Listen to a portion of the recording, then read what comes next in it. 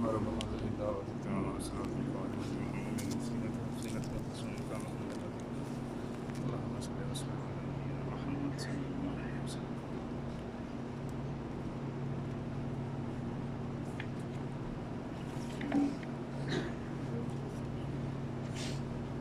الحمد لله نحمده ونستعينه ونستغفره ونعوذ بالله من شرور أنفسنا ومن سيئات أعمالنا من يهده الله فلا مضل له ومن يضلل فلا هادي له وأشهد أن لا إله إلا الله وحده لا شريك له وأشهد أن محمدًا عبده ورسوله صلى الله عليه وعلى آله وصحبه وبارك وسلم. يا أيها الذين آمنوا اتقوا الله حق تقاته ولا تموتن إلا وأنتم مسلمون.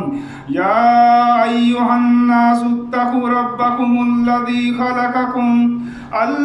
خلقكم من نفس واحدة وخلق منها زوجها وبث منهما رجالا كثيرا ونساء واتقوا الله الذي تساءلون به والأرحام إن الله كان عليكم رقيبا. يا أيها الذين آمنوا اتقوا الله وقولوا قولا سديدا يصلح لكم أعمالكم ويغفر لكم ذنوبكم ومن يطع الله ورسوله فقد فاز فوزا عظيما. رب اشرح لي صدري ويسر لي أمري واحلل عقدة من لساني يفقهوا قولي.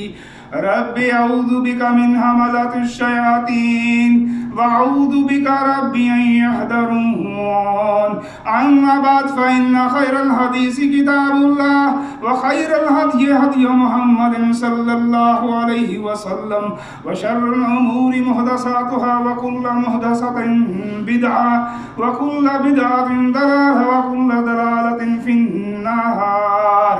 قال الله تعالى في القرآن الكريم والفرقان الحكيم أعوذ بالله السميع العليم من الشيطان الرجيم بسم الله الرحمن الرحيم إنا أنزلناه في ليلة القدر وما أدراك ما ليلة القدر ليلة القدر خير من ألف شهر تنزل الملائكة والروح فيها بإذن ربهم من كل أمر سلام هي حتى مطلع الفجر.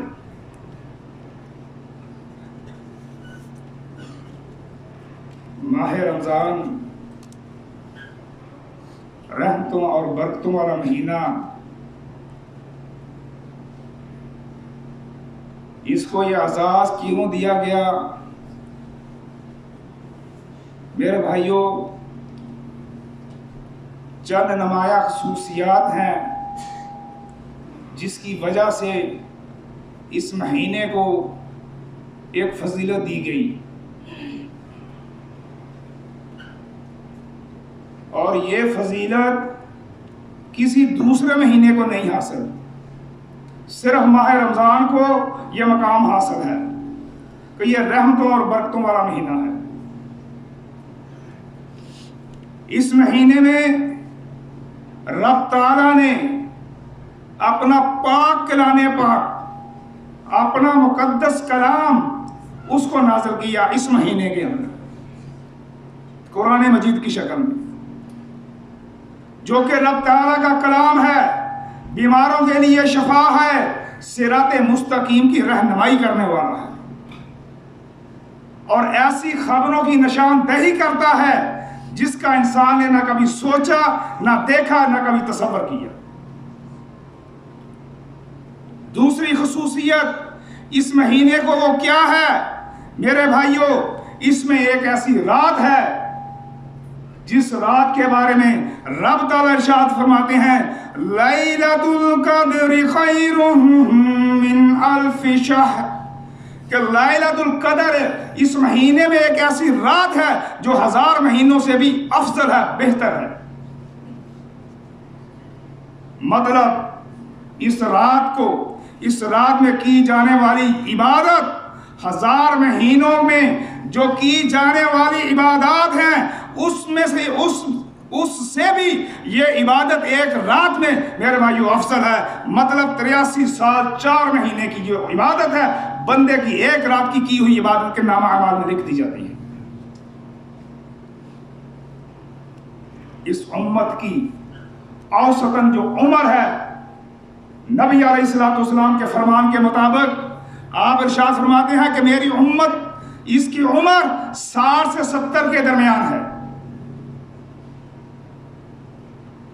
لیکن اس امت کو ایک اعزاز دیا گیا، ایک شرف دیا گیا۔ میرے بھائیو، یہ امت معمولی امت نہیں ہے، بہت سارے ایسے اعزازات سے نوازا گیا ہے۔ ہم اس کی قدر نہ کریں تو میرے بھائیو ہم ہی اپنے اوپر ظلم کرنے والے ہیں۔ اس امت کو ایک اعزاز دیا گیا، وہ کیا اعزاز دیا گیا؟ نیک اعمال جو ہم کرتے ہیں، یہ جو امت نیک اعمال کرے گی اس کا اجر ثواب بڑھا چڑھا کر دیا جاتا ہے۔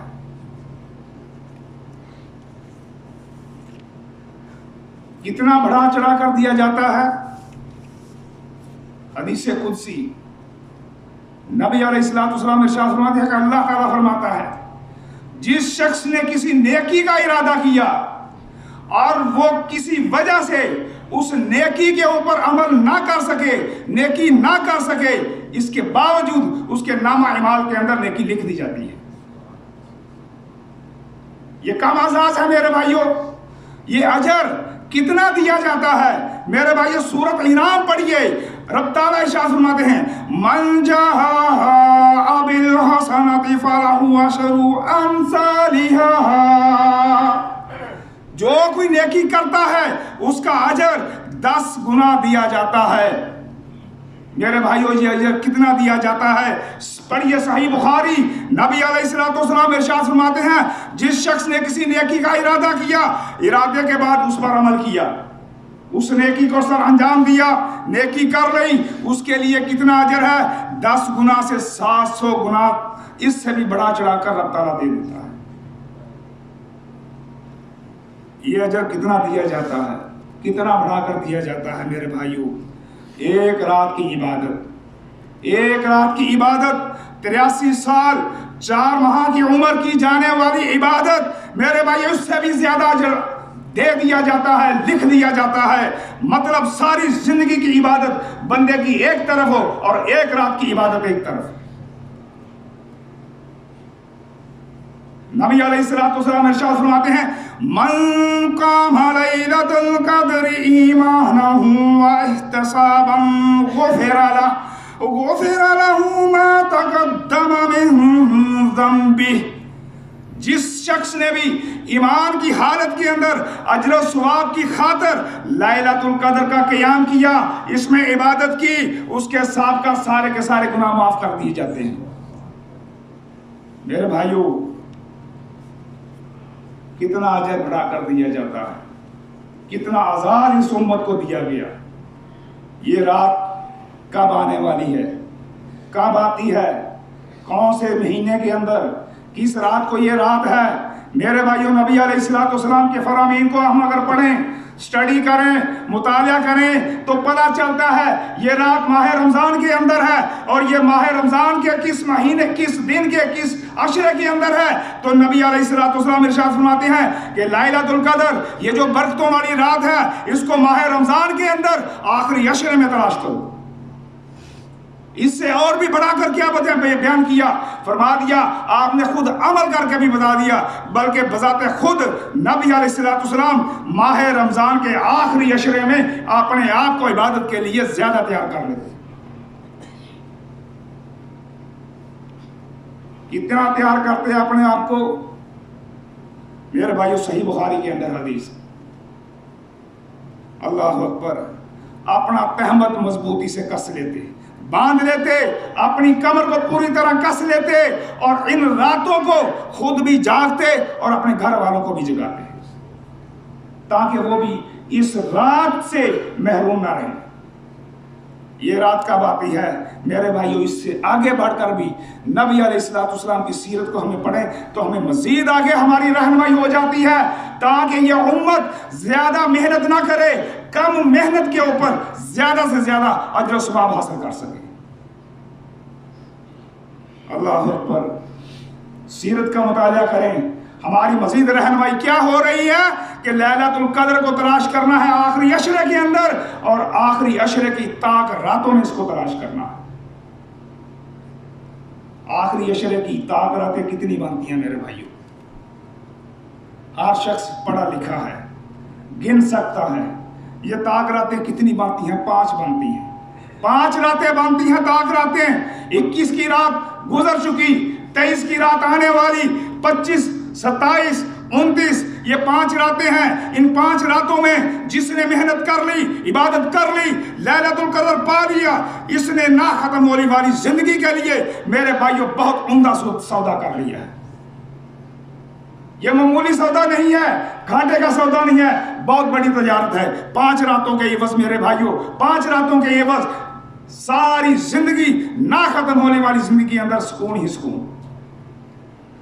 ان راتوں میں اگر کسی نے ایک رات کو منتخب کر لیا میرے بھائیوں, یہ تنبیہ ہے, جس نے ایک رات کو منتخب کیا در حقیقت اس نے لیلۃ القدر کو, اس نے اپنے آپ سے محروم کر لیا ہے لیلۃ القدر کو. جس طرح ہمارے معاشرے کے اندر یہ ایک عام کنسپٹ پایا جاتا ہے کہ 27 کی رات یہ لیلۃ القدر کی رات ہے. کتب حدیث کا مطالعہ کریں, آپ کو پتہ چلے گا کہیں لکھا ہوا 21 کی رات لیلۃ القدر ہے, کہیں لکھا ہوا 23 کی رات, کہیں 25, کہیں 27, کہیں 29. میرے بھائیو در حقیقت یہ رات رکتی نہیں ہے. یہ رحمتوں اور برکتوں والی رات رکتی نہیں ہے. یہ سرکل میں رہتی ہے, گھومتی ہے. ایک سال میں 21 میں آ گئی, ایک سال میں 23 میں چلی گئی, ایک سال میں 25, 27, 29 میں چلی گئی. میرے بھائیو یہ رات گھومتی ہے. لہذا حکم کیا دیا گیا؟ کائنات کا امام محمد رسول اللہ صلی اللہ علیہ وسلم ارشاد فرماتے ہیں کہ لیلۃ القدر کو تلاش کرو, رمضان کے آخری عشرے کے اندر تلاش کرو, آخری عشرے کی طاق راتوں میں اس کو تلاش کرو. میرے بھائیوں, عام راتوں کے اندر ساری رات اللہ نے اپنے بندوں کو عبادت کرنے سے منع فرمایا. نبی علیہ السلام کے دروازے پر 3 نوجوان آتے ہیں, سوال کرتے ہیں. نبی علیہ السلام کی گھر کی عبادت کے حوالے سے بتایا جاتا ہے. ان میں سے ایک سوال وہ کیا تھا, اس کا جواب کیا تھا؟ میرے بھائیوں, نبی علیہ السلام رات کو سوتے بھی تھے اور جاگ کر عبادت بھی کرتے تھے. اور اس میں سے 3 جو نوجوان تھے, انہوں میں سے ایک نے کیا کہا کہ میں ساری رات عبادت کروں گا, سوؤں گا نہیں. ساری رات میں عبادت کروں گا, سوؤں گا نہیں, بستر پہ نہیں لیٹوں گا. جب نبی علیہ السلام کو بتایا گیا, 3 نوجوان آئے تھے, یہ انہوں نے بتایا. نبی علیہ السلام نے ان 3 نوجوانوں کو بلا کر کہا کہ تم نے یہ بات کہی ہے. اس میں سے جو تیسرا تھا جس کو بتایا, جس نے کہا کہ میں ساری رات سوؤں گا نہیں, عبادت کروں گا, کہ تم نے یہ بات کی, اس نے کہا جی ہاں اللہ کے رسول. آپ نے کیا ارشاد فرمایا؟ سن لو میرے صحابہ, میں اللہ سے تم سے سب سے زیادہ ڈرنے والا ہوں. میں راتوں کو عبادت بھی کرتا ہوں جا کر, اور رات کو سوتا بھی ہوں. عام دنوں کے اندر میرے بھائیوں ساری رات عبادت کرنے سے منع کر دیا گیا. نبی علیہ السلام کی سیرت کا مطالعہ کریں, منع کر دیا گیا ساری رات عبادت کی. لیکن جب رمضان کے آخری عشرے کی باری آئی تو حکم دیا گیا. کس نے؟ جس نے منع کیا اسی نے دوبارہ حکم دیا, رمضان کا آخری عشرہ آ جائے اپنے آپ کو تیار کر لو, اپنے آپ کو تیار کر لو عبادت کے لیے. اپنے آپ کو بھی تیار کرو, اپنے گھر والوں کو بھی تیار کرو عبادت کے لیے. اور خصوصی طور پر جب یہ آخری عشرے کی طاق راتیں آئیں تو اس میں لیلۃ القدر کو تلاش کرنے کی کوشش کرو. اللہ اکبر. میرے بھائیوں, ان راتوں کو جاگنے کا مقصد लैलतुल कद्र को तलाश करना है। जिस शख्स ने मेरे भाइयों सुस्ती और कहली का मुजाहरा किया, इन रातों में इबादत से अपने आप को महरूम रखा, किसी भी वजह से, ड्यूटी की वजह से, नींद के गलबे की वजह से, या मेरे भाइयों यारों दोस्तों की महफिल की वजह से, या सारी रात बाहर आउटिंग करते रहे, किसी वजह से उसने इन रातों में इबादत ना की, महरूम रहा, इसके बारे में नबी अलैहिस्सलाम इरशाद फरमाते हैं, ये रमज़ान का महीना है, इसमें एक ऐसी रात आती है जो 1000 महीनों से अफजल है, बेहतर है। जो इससे महरूम रहा वो हर तरह की बहलाइयों से महरूम रहा, और हर तरह की बहलाई से वो ही महरूम होगा जो हकीकत में महरूम होगा। अल्लाह अकबर। मेरे भाइयों, इन रातों में आखिरी अशरे में लैलतुल कद्र को तलाश करना है। लैलतुल को तलाश करने के लिए एक नबी अलैहिस्सलाम की सीरत का अगर मुतालिया करें तो हमें एक और हमारी रहनुमाई कर दी जाती है। वो क्या कि इस रात को पाने के लिए एतकाफ का एहतमाम किया जाए। रब ताला की इबादत के लिए दुनियादारी के मामलात से अपने आप को अलग थलग करना, अलग थलग होकर वक्त निकाल कर एतकाफ करना, जो कि जायज सूरत हाल है, ये नबी अलैहिस्सलाम का बेहतरीन अमल और आपकी सुन्नत है। नबी अलैहिस्सलाम इरशाद फरमाते हैं, जो भी मुसलमान मस्जिद को नमाज और जिक्र इलाही के लिए अपना घर बना ले, अल्लाह ताला उस शख्स से कितना खुश होता है। अल्लाह ताला मिसाल देकर समझा रहा है। नबी अलैहिस्सलाम अपने फरामीन के जरिए उम्मत को समझा रहे हैं अल्लाह ताला कितना खुश होता है। एतकाफ बैठने वाले के हवाले से नबी अलैहिस्सलाम इरशाद फरमाते हैं कि ये बंदा कितना खुश नसीब है कि ये अल्लाह ताला क्या इरशाद फरमाते हैं, जैसे कोई शख्स बहुत दिन अपने घर वालों से गायब रहे, अपने घर वालों से दूर रहे, जब वो घर में लौटता है उसके घर वालों की कितनी खुशी की इंतहा नहीं रहती। रब ताला अपने बंदे से इतना खुश होता है। जो शख्स मस्जिद को नमाज के लिए, जिक्र इलाही के लिए, एतकाफ के लिए मुंतखब करता है। मेरे भाइयों, इस हवाले से एक छोटी सी तंबीह भी है। वो क्या, बाज़ हजरात ने इस अहादीस को लेकर खुद साख्ता इबादत को मुंतखब किया, तरीके निकाले, कोई दुनिया से अलग तलग होकर सारी जिंदगी के लिए अपने आप को उसने इबादत के लिए खपा दिया।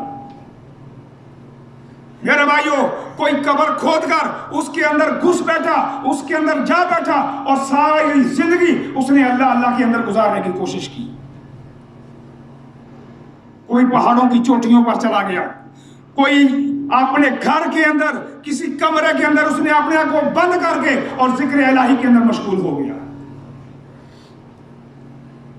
लोगों सुन लो, अपनी मर्जी से की हुई इबादत अल्लाह के यहां उसकी कोई वक्त नहीं,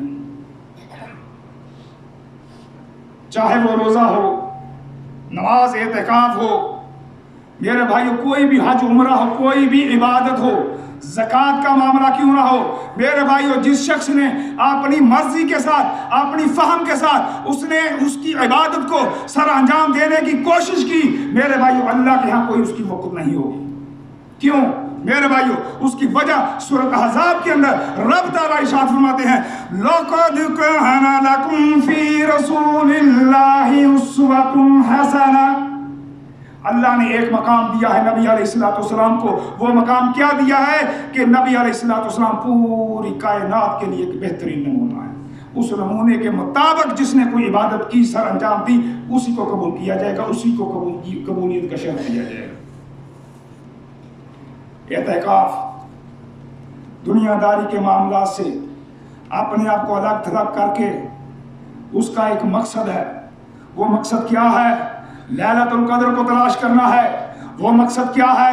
اپنے رب تعالیٰ کو راضی کرنا ہے۔ وہ مقصد کیا ہے؟ رب تعالیٰ کے سامنے اپنے گناہوں کا اقرار کرنا ہے، ان گناہوں کی رب تعالیٰ سے معافی طلب کرنی ہے، ان گناہوں پر گڑ گڑا کر دعائیں کرنی ہے، رب تعالیٰ سے مغفرت طلب کرنی ہے۔ یہ گڑ گڑانا، یہ بندے کا گڑ گڑانا اللہ کے ہاں جس شخص کا مقبول ہو گیا، اس کو قبول کر لیا گیا، کیا ہی وہ خوش قسمت بندہ ہے، کیا ہی خوش قسمت نصیب وہ انسان ہے۔ 50,000 سال کا دن ہوگا، ہولناکی میرے بھائیوں، قیامت کے ہولناکیوں سے آپ واقف، گاہے بگاہے آپ سنتے رہتے ہیں۔ یہ بندہ رب تعالیٰ کے یہ جو گڑ گڑا کر رونے والا ہے، اگر اس کا مقبول ہو گیا اس کا گڑ گڑانا، تو میرے بھائیوں اس کا کیا مقام ہے؟ نبی علیہ السلام ارشاد فرماتے ہیں یہ بندہ رب تعالیٰ کے عرش کے نیچے ہوگا، اس کے سائے کے نیچے ہوگا جس دن کوئی سایہ نہیں ہوگا۔ یہ تنہائیوں میں گڑ گڑانے والا، یہ رب تعالیٰ کے خوف سے ڈر کے گڑ گڑانے والا، رونے والا، میرے بھائیوں اس کو کیا انعامات سے نوازا جائے گا؟ جہنم کے آزادی کا پروانہ اس کو دے دیا جائے گا، لوگوں کو دکھاتا پھرے گا۔ دنیا داری کے معاملات سے الگ تھلگ ہو کر عبادت میرے بھائیوں کتنے دن کرنی ہے؟ 1 سال کرنی ہے، 50 سال کرنی ہے، کتنی کرنی ہے؟ ہمیں یہ سننے کو آتا ہے ہمارے پیر صاحب نے ایک وضو کے ساتھ 40 سال نمازیں پڑھی۔ میرے بھائیوں کتنے دن ہمیں عبادت کرنی ہے؟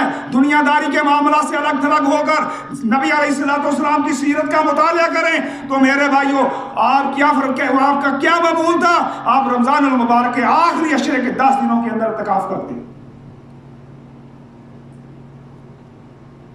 آپ کو کس قدر اعتکاف کے ساتھ محبت تھی؟ جس سال آپ کی وفات ہوتی ہے اس سال آپ نے 20 دن اعتکاف کیا میرے بھائیوں، 20 دن اعتکاف کیا۔ اللہ اکبر! اعتکاف کو نبی علیہ السلام کس قدر پسند کرتے، الگ تھلگ دنیا کے معاملات سے ہو کر کس قدر عبادت کو اپنے آپ کو پسند کرتے، اس کا اہتمام کرتے۔ 1 سال میرے بھائیوں نبی علیہ السلام اعتکاف نہ کر سکے، ماہ رمضان کے آخری عشرے کے اندر اعتکاف نہ کر سکے، اس کے عوض اس کی قضا آپ نے شوال کے آخری ایام میں دی، شوال کے آخری عشرے کے اندر دی۔ وجہ اور سبب کیا تھا میرے بھائیوں؟ وجہ اور سبب بھی نبی علیہ السلام کی سیرت سے واضح ہوتا ہے کہ آپ نے اس سال رمضان کے آخری عشرے میں اعتکاف کیوں نہیں کیا۔ آپ اعتکاف کی غرض سے مسجد میں تشریف لاتے ہیں، آپ کی زوجہ محترمہ سیدہ عائشہ صدیقہ رضی اللہ تعالیٰ عنہ آپ سے اجازت طلب کرتی ہے، اللہ کے رسول میں بھی آپ کے ساتھ اعتکاف کرنا چاہتی ہوں۔ آپ نے اجازت دے دی۔ جب امہات المومنین، دوسری ام المومنین، ان کو جب پتا چلا کہ سیدہ عائشہ صدیقہ رضی اللہ تعالیٰ عنہ نبی علیہ السلام کے ساتھ اعتکاف کر رہی ہیں، تو میرے بھائیوں سیدہ حفصہ انہوں نے بھی اپنے لیے خیمہ لگوا دیا۔ جب سیدنا حفصہ نے خیمہ لگوا لیا اعتکاف کے لیے تو میری سیدنا زینب رضی اللہ تعالیٰ عنہ انہوں نے بھی اپنے لیے خیمہ لگوا لیا۔ جب آپ اعتکاف کی فجر کی نماز کے بعد جب آپ اعتکاف کی جگہ پر پہنچے تو کیا دیکھتے ہیں؟ وہاں پہ 4 خیمے لگے ہوئے ہیں۔ سوال کیا صحابہ کرام سے یہ 4 خیمے کس کے ہیں؟ کون لگایا؟ وجہ پوچھی، سبب پوچھا، آپ کو بتایا گیا کہ جب آپ نے اعتکاف کا ارادہ کیا تو آپ کی زوجہ محترمہ سیدہ عائشہ صدیقہ انہوں نے آپ سے اجازت طلب کی، انہوں نے بھی ایک خیمہ لگوایا۔ اس کے بعد سیدہ حفصہ انہوں نے بھی جب سنا کہ سیدہ عائشہ صدیقہ رضی اللہ تعالیٰ عنہ وہ اعتکاف بیٹھ رہی ہیں تو سیدہ حفصہ رضی اللہ تعالیٰ عنہ وہ بھی انہوں نے بھی اپنے لیے خیمہ لگوا لیا، اس لیے سیدہ زینب رضی اللہ تعالیٰ انہوں نے بھی اپنے لیے خیمہ لگوا لیا۔ نبی علیہ السلام کے ارشاد سناتے ہیں، اللہ اکبر! میرے بھائیو کہتے ہیں انہوں نے ثواب کی غرض سے یہ خیمے یہ اعتکاف نہیں کرنا، یہ ایک دوسرے سے دیکھا دیکھی ریس کی وجہ سے یہ اعتکاف کر رہی ہیں۔ آپ نے حکم دیا یہ سارے کے سارے خیمے اکھاڑ دیے جائے، حتیٰ کہ انہوں نے اپنا خیمہ بھی اکھاڑ دیا۔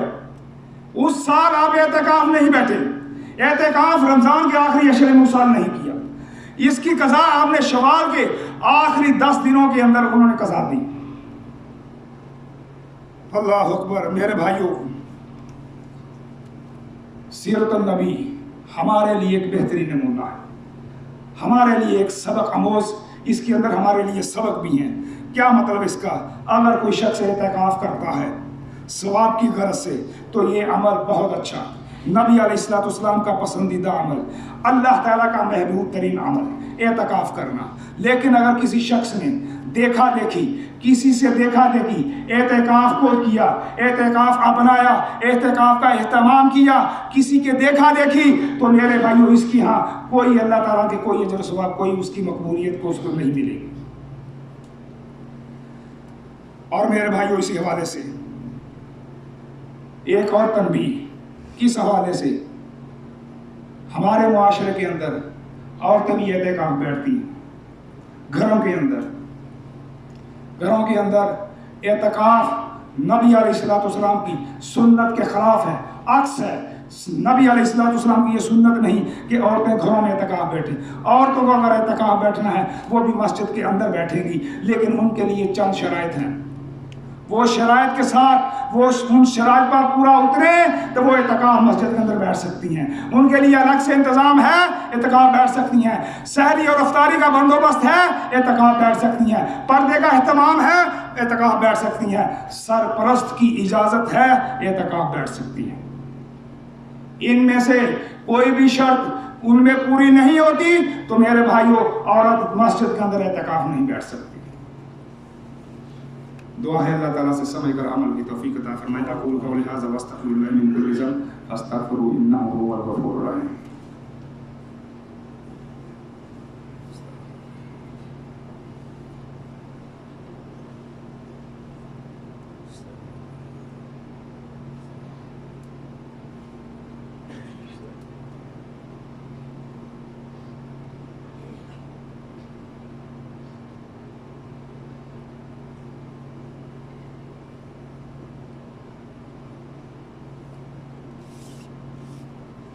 الحمدللہ رب العالمین والصلاة والسلام علی امام المرسلین نبینا محمد صلی اللہ علیہ وعلی آلہ وصحبہ ومن تبعهم بإحسان الی یوم الدین، اما بعد۔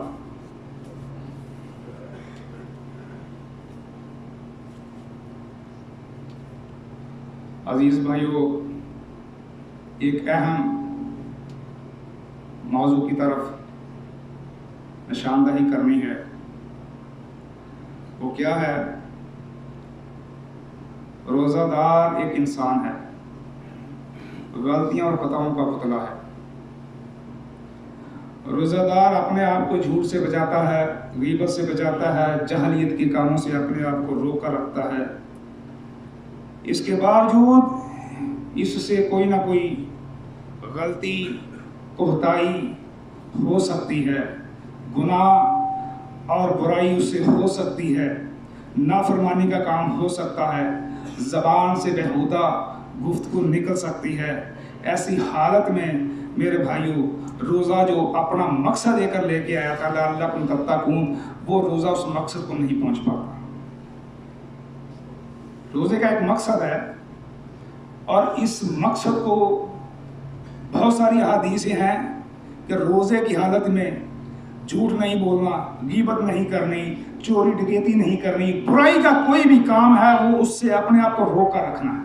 لیکن انسان ہونے کے ناطے کوئی نہ کوئی انسان سے کوئی نہ کوئی نہ چاہتے ہوئے بھی میرے بھائی کوئی نہ کوئی ایسا کام ہو جاتا ہے کہ روزے کا جو مقصد تھا وہ پورا نہیں ہو پاتا،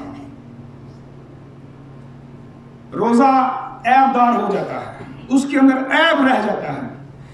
اس عیب کو صاف کرنے کے لیے ایک نہایت سہل اور آسان صورتحال شریعت نے ہمیں بتائی، ہماری رہنمائی کی ہے کہ اس عیب کو آپ پاک صاف کر سکتے ہیں جو آپ سے نہ چاہتے ہوئے بھی ہوگی۔ وہ طریقہ کار کیا ہے؟ وہ طریقہ کار یہ ہے کہ جب ماہ رمضان اس کا اختتام ہو تو صدقۃ الفطر ادا کیا جائے۔ لیکن یہ صدقۃ الفطر پھر وہ ایک روزے دار اپنا نہیں کرے گا، اس کے کفالت کے اندر جتنے لوگ ہوں گے وہ پھر سب کی وہ کفالت کے ذریعے سے وہ یعنی جو اس کی کفالت میں آتے ہیں وہ سب کا فطرانہ ادا کرے گا، جس کو صدقۃ الفطر یا جو ہم اپنی زبان سے فطرانہ کہتے ہیں۔ نبی علیہ السلام ارشاد فرماتے ہیں ہر مسلمان کے اوپر صدقۃ الفطر جو ہے وہ فرض ہے، وہ غلام ہو یا آزاد۔ غلام بندے کی کفالت کے اندر رہتا ہے، ٹھیک ہے، آزاد ہے، لیکن ہر مسلمان کے اوپر یہ فرض کر دیا گیا، مرد ہو یا عورت ہو، اور اسی طرح چھوٹا ہو یا بڑا ہو۔ حالانکہ چھوٹے جو لوگ ہیں، چھوٹے بچے جو ہیں، ان پر روزہ فرض نہیں ہوتا۔ روزے کو عیب دار ہونے کا سبب یہ چھوٹے بچے نہیں ہیں، لیکن اس روزے کو پاک صاف کرنے کے لیے، عیب سے پاک کرنے کے لیے وہ سہل طریقہ کیا ہے کہ سب کی طرف سے فطرانہ دے دیا جائے، تاکہ یہ جو روزہ جس کے اندر عیب آ گیا تھا، عیب صاف ہو جائے۔ اس میں سے میرے بھائیوں کسی کو مستثنا حاصل نہیں ہے۔ یہ صدقۃ الفطر میرے بھائیوں کس چیز سے ادا کرنا چاہیے؟ اللہ اکبر۔ سیدنا ابو سعید خدری رضی اللہ تعالیٰ عنہ بیان کرتے ہیں کہ ہم نبی علیہ السلام کے دور میں، ان کے زمانے میں عید الفطر کا جو فطرانہ ہے وہ ہم کھانے کے غلے سے دیا کرتے، کتنا؟ 1 سا۔ اور ان دنوں میں ہمارا کھانا کیا ہوتا؟ یہ بیان کرتے ہیں ہماری خوراک جو ہوتی ان دنوں میں، ہمارا کھانا جو ہے وہ کیا؟ جو، زبیب، پنیر، کھجور، منکہ، کشمش، یہ خوراک انہوں نے گنتی کروائی۔ مطلب یہ کہ بطور فطرانہ اگر بندہ اس کو دینا ہے، فطرانہ اگر دینا ہے تو وہ اپنی روز مرہ کی خوراک میں سے دے گا، جو اس کی معمول کے اندر اس کی خوراک شامل ہے۔ کسی جگہ پر چاول گوشت ہے، کسی جگہ پر چاول دالیں ہیں، کسی جگہ پر چاول مچھلی ہے، کسی جگہ پر گندم اور دالیں ہیں اور سبزیاں ہیں۔ میرے بھائیو، جس شخص کی خوراک کے اندر جو چیز شامل ہے اس میں سے وہ اس کو صدقۃ الفطر وہ ادا کرے گا۔ یہ میرے بھائیو روزے کو عیب سے پاک کرنے کے لیے صدقۃ الفطر دینے کا جو حکم ہے، یہ فطرانہ کتنا دینا ہے میرے بھائیو؟ اس کی مقدار 1 سا بتائی گئی ہے۔ اس سا میں اگر یہ ایک پیمانہ ہے، اس کو ایک مٹکا کہہ سکتے ہیں، ایک جگ کہہ سکتے ہیں، ایک بہت بڑا جار کہہ سکتے ہیں، یہ سا، یہ عربوں کا ایک پیمانے کا ایک برتن ہے۔ اس برتن کے اندر، اس سا کے اندر اگر ہم کھجور ڈالتے ہیں تو وہ تقریباً 2.5 کلو بنتی ہے، اور اس میں اگر چاول اور دالیں ڈالی جائیں تو وہ تقریباً 3 کلو بنتی ہیں۔ میرے بھائیو، اگر کوئی شخص بطور فطرانہ اس نے نکالنا ہے، اس کے پاس اناج نہیں ہے، اناج کا بندوبست نہیں ہے، ایسی جگہ پر بیٹھا ہوا ہے، میرے بھائیو، تو اس کے لیے اہل علم نے ایک سہل طریقہ وہ کیا نکالا؟ وہ یہ ہے کہ وہ نقد کی صورت میں لوگوں کی سہولتوں کو دیکھتے ہوئے اہل علم نے ان کو نقد کی صورت میں دینے کی اجازت دی ہے، تو نقدی میں بھی وہ ادا کر سکتا ہے۔ اب ہر شخص خود دیکھ لے کہ اس کی خوراک کیا ہے، اس کا اگر مارکیٹ سے خریدی جائے اس کی قیمت کتنی ہے، وہ قیمت نکال کر وہ ادا کر سکتا ہے۔ ایک غریب آدمی ہے، ممکن ہے کہ اس غریب سے مراد کہ وہ اگر چاول دالیں کھاتا ہے، ہم جیسے جو لوگ ہیں چاول دالیں کھاتے ہیں تو اس کا تقریباً 15 ریال 20 ریال بنے گا، اور اگر کوئی بہت بڑا رئیس آدمی ہے، فیکٹریوں کا مالک ہے، کارخانوں کا مالک ہے، تو اس کی خوراک ہم سے بہت مہنگی ہے میرے بھائیوں، اس کا فطرانہ 15-20 نہیں بنے گا، ممکن کہ 100 میں بن جائے۔ اس لیے میرے بھائیوں، صدقۃ الفطر وہ بندہ ادا کرے اپنی خوراک میں سے۔ اور یہ صدقۃ الفطر کب دینا چاہیے میرے بھائیوں؟ نبی علیہ السلام حکم فرماتے ہیں صحابہ کو، قیامت تک آنے والے لوگوں کو حکم عام ہے کہ صدقۃ الفطر کو ادا کرو نماز عید ادا کرنے سے پہلے۔ جس شخص نے سستی، کاہلی، اس کا مظاہرہ کیا، صدقۃ الفطر نکال لیا لیکن ادا نہ کیا، نماز عید پڑھ لی، میرے بھائیو اس کے بارے میں نبی علیہ السلام ارشاد فرماتے ہیں کہ اس نے جو صدقہ دیا ہے نماز عید کے بعد وہ عام صدقوں میں سے ایک صدقہ ہوگا، اس کا جو فطرانہ تھا، جو روزے کو عیب سے پاک کرنے کے لیے یہ جو سہل ایک طریقہ نکالا تھا وہ ادا نہیں ہوگا۔ اللہ اکبر۔ میرے بھائیو جس شخص نے بھی صدقۃ الفطر عید کی نماز سے پہلے ادا نہ کیا در حقیقت بہت بڑے اجر سے محروم ہو جائے گا، لیکن وہ صدقہ کرنے کا اجر تو پا لے گا، لیکن وہ جو اجر تھا ایک بہت بڑا اجر، اس سے وہ محروم ہو گیا۔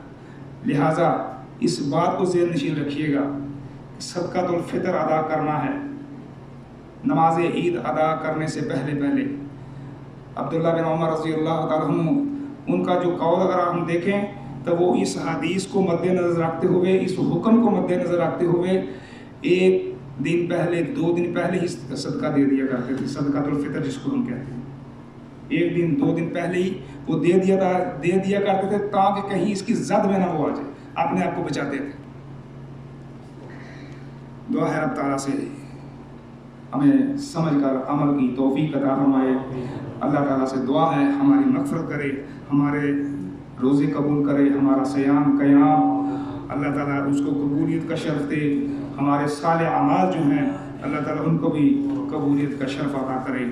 وقال الله تعالى في القرآن الكريم والفرقان الحكيم أعوذ بالله السميع العليم من الشيطان الرجيم إن الله وملائكته يصلون على النبي يا أيها الذين آمنوا صلوا عليه وسلموا تسليما اللهم صل على محمد وعلى آل محمد كما صليت على إبراهيم وعلى آل إبراهيم إنك حميد مجيد اللهم بارك على محمد وعلى آل محمد كما باركت على إبراهيم وعلى آل إبراهيم إنك حميد مجيد اللهم اعز الاسلام والمسلمين واذل الشرك والمشركين ودمر اعداء الدين واجعل هذا البلد امنا مطمئنا وسائر البلاد المسلمين اللهم اغفر للمؤمنين والمؤمنات والمسلمين والمسلمات واصلح ذات بينهم